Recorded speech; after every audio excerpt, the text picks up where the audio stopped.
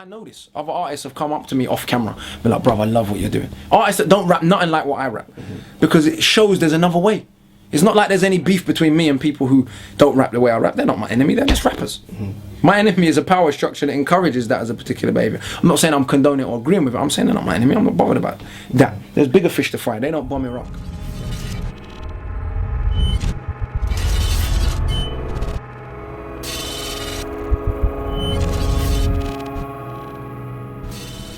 When you were growing up, you know, you excelled in academics. Why did you continue with that as opposed to just following the other path? What made you feel that academics would have been a viable option for you? Well, it's weird. I mean, if I grew up in a different kind of background, I might have ended up I didn't go to uni and all of that, but I could have, and I always knew that I could have. But that's because my mum took responsibility. Bottom line, my mum and my godfather particularly. My godfather is a trapping Guyanese man. My dad's family is Jamaican, but my godfather made education sexy to me. It made it manly. Not that I saw my godfather as a man's man, big, trapping, strong African Caribbean male, but yet he is probably to this day still the most intelligent person I've ever met. I mean, this is a guy that chews quantum physics for fun. Like, it's not like just on a Sunday because it's Sunday afternoon he might read some Max Planck or Niels Bohr. You know what I mean? But he's man them. So I never grew up with any of that. Being educated belongs to rich white people, essentially, which is what a lot of young African Caribbean boys, they have this complex that somehow they're trying to be something, because they don't know their history. If they knew their history, they'd know that the Library of Timbuktu has 750,000 books still surviving from 1,000 years ago. There weren't too many books in England 1,000 years ago. So the idea that British people invented writing or invented lyricism, or it belongs to one group of human beings, when in fact it is a human form of expression that all groups of human beings have pioneered in some way. But because we don't grow up with this knowledge of self, or some people don't, on top of the problems of classism, on top of the problems of racism, on top of the problems of just existing in a society, you have a lot of young men particularly that have this complex that being educated makes them less masculine, and it makes them less, as my brethren Jaja So said to me, he said to me, when he was 15 he believed that he wasn't a real black boy unless he went jail. Imagine that. Where the fuck did he learn that? How's he grown up in a society that he got to 15 years old and he felt that somehow going to prison, which he did, affirmed his black manhood? Now he knows that's completely ridiculous. Now he's got a certain amount of knowledge of self. Now he's grown, and look what he's doing with his life now. Look at the message he's putting out to people now. So that shows you what a little bit of knowledge does. It literally changes who you are. I was lucky, and not saying I never made no mistakes, not saying I never got caught up in no bullshit, because I did. But I was lucky that I always had, even when I was doing things I knew I shouldn't be doing, I knew I shouldn't have been doing them. And at the back of my head, I had my mum's voice, or my godfather's voice, or Marcus Garvey's voice, because I knew who Marcus Garvey was because I went African Saturday school. And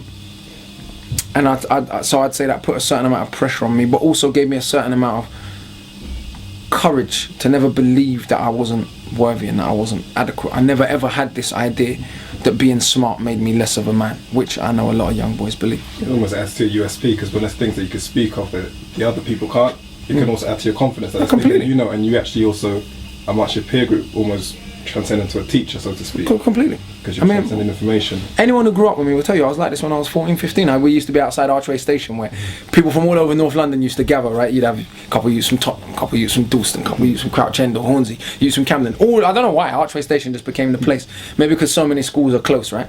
And people tell you even back then they used to be, Kingsley, he's always on this deep shit, man. But they respect me. I mean, partly it was I could get away with it. I was, I played for West Ham, so I was kind of cool because I was a good footballer.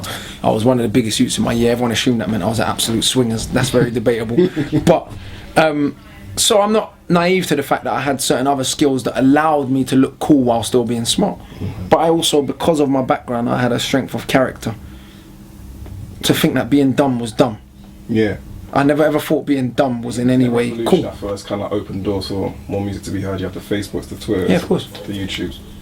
But I also feel that it's kind of like close people's minds to actually the graft of actually cultivating timeless music. Being where you are, how do you see the tools that people are using to create music, and do you feel that it will actually create enough artists who actually are going to be here and be like legends, or of their generation? Well, yeah, no, I mean, you can sell tickets to a live show based on a following you have on YouTube, for example, or people might buy your records. It's like being on MTV. I mean, obviously MTV and that used to pays PRS, so does radio. At the moment, YouTube doesn't, as far as I know. But I think in a weird way, yeah, the internet has created a microwave culture, but it's also created a culture in which people are exposed to a much wider range of musical art forms. Mm-hmm. You know, they can go online, spend a day on YouTube and discover generations and generations of music. So in that sense, I think it could be a potential platform for greatness. It's just about what artists want to do and what artists want to use. But whether or not the kind of Bob Marleys or John Lennons or even Rage Against the Machine and Public Enemies will be promoted in the public, I don't think so. Not again. I think we're at a point in world history where it's too sensitive, it's too delicate, and to have someone like a Bob Marley saying the kinds of things he was saying, or John Lennon or Rage Against the Machine, I just don't think you can have. I might be wrong. Someone might come along and prove me wrong, but I think it'd be very difficult in this day and age for that to be promoted. So finally, like going into the mixtape, are you intending to sell it? Yeah, I'm selling the mixtape. It's pre-told on the. Yeah. So the free download, you know, because there's going to be overheads attached to the studio. Like you're in the studio now. There's going to be overheads for studio, videos, PR, all these things. When people are making up material that they believe is quality, and then they're giving it away for free, how do you see that in terms of a business plan? Well, that's up to other people. I'm not giving it away for free. Sometimes it can be good. You know, you build a certain amount of buzz, you give something away for free, buys people in, then you charge them later on down the line. You know, it's a promotional tool. So I don't feel that. I feel that's like is that an urban thing? Because I don't really see many other genres. Well, Radiohead did the pay what you want. Right. Yeah. Which meant you could have paid 1 penny for one of the greatest albums of the last decade. But they're Radiohead. It's kind of easy for them to do it. They've already sold tens of millions of records. They've got a huge record label behind them. So they, as a publicity stunt, they can say pay what you want. They can afford to do it. Obviously, a new up and coming artist hasn't. You know, once you've already had millions of pounds spent on you, not knocking Radiohead because I think they're an incredible band, which they are, one of the best ever. But nonetheless, once you've had millions and millions and millions spent on you by a major label, you're always going to sell a certain amount of records.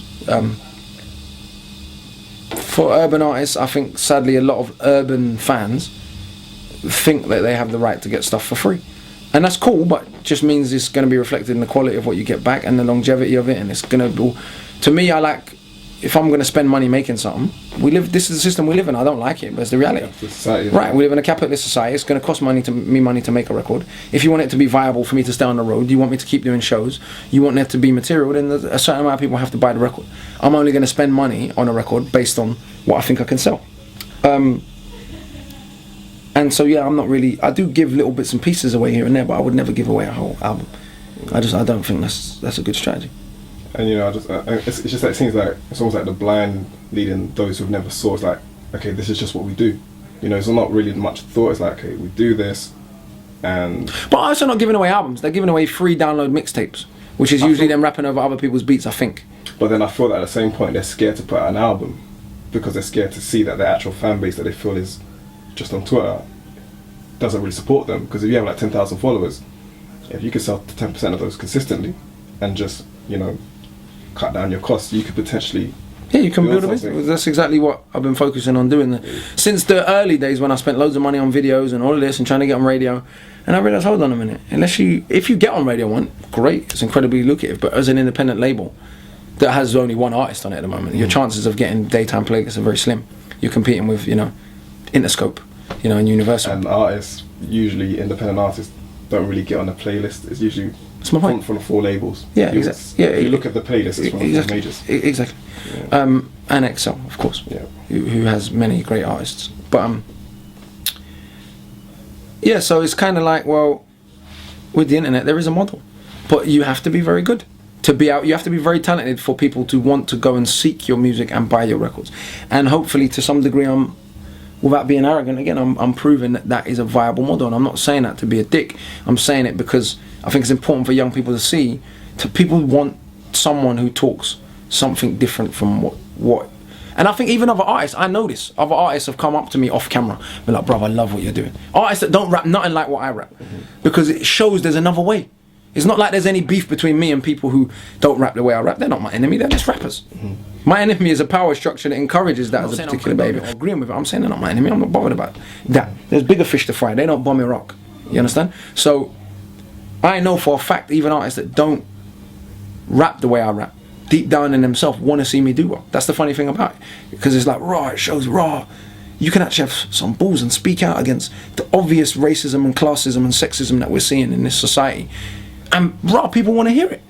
So I think it's important, actually, as a conscious artist, to show a certain degree of success. And that's why I suppose in my recent stuff I'm just showing that, listen, if my life was horrible and I was broken, struggling, I'd rap about that. But it isn't, you know. The truth is, it is not. My life's comfortable. I'm not saying I'm a millionaire. That would also be a lie. I'm saying my life's okay. So I have to be honest about that. That doesn't mean I don't still feel the struggle, do you know what I mean?